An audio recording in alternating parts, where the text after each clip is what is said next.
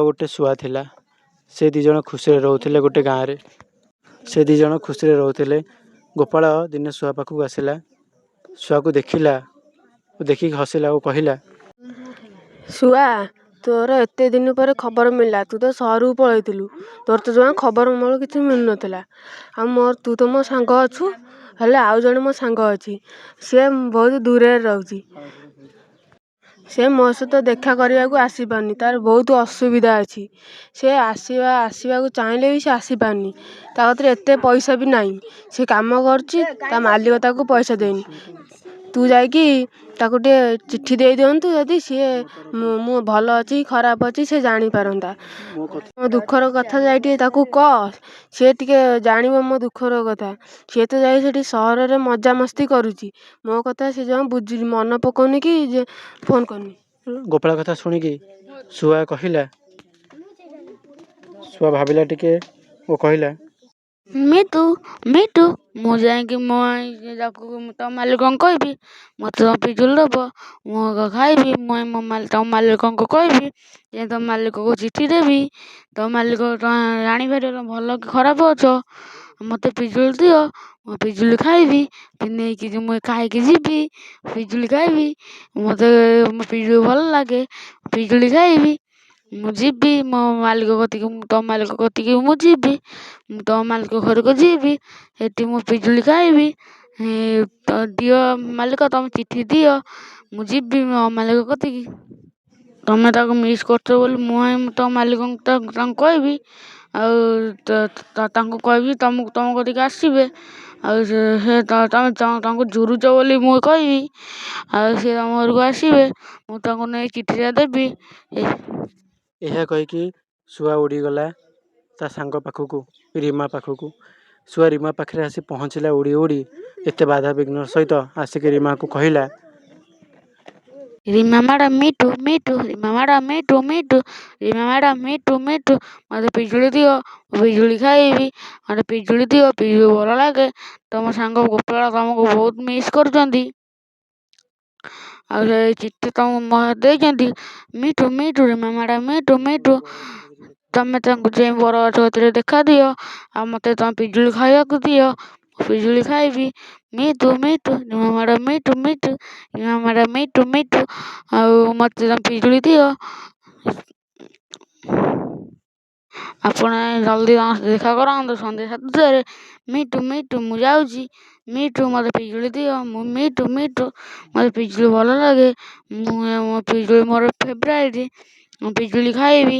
ମୋତେ ପିଜୁଳି ଦିଅ, ପିଜୁଳି ମୋତେ ଭଲ ଲାଗେ। ପିଜୁଳି ଶୁଆର କଥା ଶୁଣିକି ରିମା କହିଲା, ଆରେ ବ୍ୟସ୍ତ ହୁଅନା, ତାଙ୍କୁ କହିଦିଅ ମୁଁ ଯାଇକି ସନ୍ଧ୍ୟାବେଳେ ସେଇ ବରଗଛ ପାଖରେ ଦେଖା କରିବି। ଏଠି ବୁଝିବ ନା, ଏଠି ଗୋଟେ ବୁଢ଼ୀ ଅଶୁଣୀ ମୋ ବାଟକୁ ଅନେଇ ବଇଛି। ସିଏ ମୋତେ ଏଠି ବନ୍ଧନ କରି ରଖିଛି, ସେଥିପାଇଁ ମୁଁ ଯାଇପାରୁନି ଦେଖା କରିବାକୁ। ମୋ ବାପା ମା ଗୋଟେ ବୁଢ଼ୀ ଅଶୁଣୀକି ମୋତେ ଅଟକେଇବା ପାଇଁ ଏଠି ରଖିଛନ୍ତି। ସେ ବୁଢ଼ୀ ଅଶୁଣୀ ଯଦି ମୁଁ ଘରେ ବାହାରକୁ ପାଦ ରଖିଲି ତ ସେ କେମିତି କ'ଣ ଜାଣି ଦେଉଛି, ଆଉ ମୋତେ ପଦାକୁ ଯିବାକୁ ଦେଉନାହିଁ। ମୁଁ ଏଠି କ'ଣ କରିବି କୁହ? ତାଙ୍କୁ ଯାଇ କୁହ ଏଇ ଅସୁବିଧା ବୋଲି ମୋର। ମୁଁ ଯାଇକି ତାଙ୍କୁ କହିଦିଅ ସେଇ ସନ୍ଧ୍ୟା 7ଟା ବେଳକୁ ସେଇ ବରଗଛ ପାଖେ ଯାଇ ଦେଖା କରିବି, ହେଲା। ବ୍ୟସ୍ତ ହୁଅନା, ତମ ମାଲିକ କଥା ମୁଁ ବୁଝିବି। ତ ଏବେ ଯାଅ, ତମେ ପିଜୁଳି ଖାଇବାର ଥିଲା ବା, ଏଇ ପିଜୁଳି ଖାଅ। ଆଉ କଞ୍ଚାଲଙ୍କା ବି ଖାଅ, ତମ କଞ୍ଚାଲଙ୍କା ଭଲ ଲାଗେ ବା, ହେଇନି କଞ୍ଚାଲଙ୍କା। ତାପରେ ଶୁଆ କଞ୍ଚାଲଙ୍କା ଖାଇ ଦେଇକି ଉଡ଼ିକି ଚାଲିଗଲା। ଆଉ ରିମା ତାକୁ ଯାଉ କହିଲା, ତ ମାଲିକକୁ କହିବ ଅପେକ୍ଷା କରିବନି, ସେ ବରଗଛ ପାଖରେ ଥିବ, ମୁଁ ଯାଇ ଦେଖା କରିବି। ତାକୁ ସନ୍ଧ୍ୟା 7ଟା ହେଲା। ରିମା ଆସିଲା ସେ ବରଗଛ ପାଖକୁ। ଗୋପାଳ ଚାଲି ଚାଲି ସେ ଦେଖିଲା ରିମା ଠିଆ ହେଇଛି। ସେ ଗୋପାଳ ରିମା ପାଖକୁ ଚାଲି ଚାଲି ଆସିଲା ଓ ରିମାକୁ ଦେଖିଲା ଓ କହିଲା, ଏତେବେଳ ପର୍ଯ୍ୟନ୍ତ କୁଆଡ଼େ ଯାଇଥିଲ ରିମା? ଏତେ ଯାଏଁ କୁଆଡ଼େ ଯାଇଥିଲ? ହଁ ଭାଇ, ଏତେ ଦିନ ପରେ କୁଆଡ଼େ ଯାଇଥିଲ? ଆଉ ଆଇଲ ଏତେ ଦିନ ପରେ? ଆଉ ରଥଯାତ୍ରା ତ ହେଇ ଗଲା, ଆସିକି ବାହୁଡ଼ା ହେଲାଣି। ତମେ ତ ଥିଲେ ରଥଯାତ୍ରା ଯାଇଥାନ୍ତ, ଠାକୁରଙ୍କୁ ଦେଖିଥାନ୍ତ। ମୁଁ ପୁରୀକି ଗଲି, ରଥଯାତ୍ରା ଦେଖିଲି, ରଥ ଟାଣିଲି। ତମେ ତ ନାହଁ, ତମକୁ ଭାରି ମିସ୍ କଲି। ତମେ ଥିଲେ ତମର ମୋର ଯାଇଥାନ୍ତେ ପୁରୀକି ରଥଯାତ୍ରା ଦେଖିବାକୁ। ଆଉ ତମେ ତ ଯାଇପାରିଲନି। ଆରଥରକ କିଛି କାମ ସବୁ ଛାଡ଼ିକି ଆମେ ଯିବା ପୁରୀକି ରଥଯାତ୍ରା ଦେଖିବା ପାଇଁ। हाँ भाଇ, ମୁଁ କୁଆଡ଼େ ଶୁଣିଲି ତମକୁ ଗୋଟେ ବୁଢ଼ୀ ଅସୁରୁଣୀ ରଖିଛି ବନ୍ଦୀ କରିକି। ତମେ କାଲି ସନ୍ଧ୍ୟାବେଳେ ଥିବ, ବାହାରିକି ଥିବ, ମୁଁ ତମକୁ ଆମେ ଲୁଚିକି ପଳେଇବା ତମର ମୋର। ଗୋପାଳ କଥା ଶୁଣିକି ରିମା କହିଲା ଠିକ୍ ଅଛି, ତମେ କାଲି ବ୍ୟସ୍ତ ହୁଅନା, ତମେ ଯେଉଁ ଟାଇମ୍ କହିଛ ମୁଁ ସେଇ ଟାଇମ୍ରେ ଆସିବି। ଯେଉଁ ଟାଇମ୍ରେ କହିଛ ମୁଁ ସେଇ ଟାଇମ୍ରେ ଆସିବି, କିନ୍ତୁ ସେ ବୁଢ଼ୀ ଅସୁରୁଣୀଟା ବାଟକୁ ଅନେଇ ବଇଥିବ, ମୁଁ ତାକୁ ଚକମା ଦେଇକି ଆସିବି ହେଲା। ତମେ ଅପେକ୍ଷା କରିଥିବ।